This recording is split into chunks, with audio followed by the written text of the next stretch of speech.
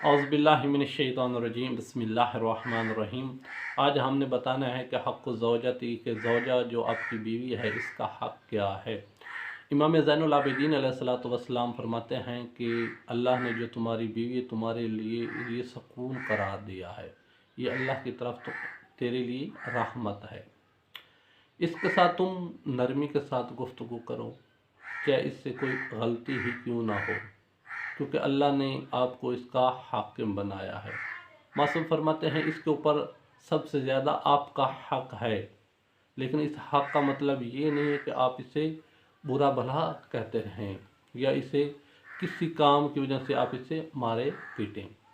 मासूम फरमाते हैं ज़ौजा का, आपकी जो बीवी का हक़ ये भी है कि जब इसके साथ इससे कोई थोड़ी बहुत ही कोई नुकसान हो जाए तो इसे माफ़ कर दें।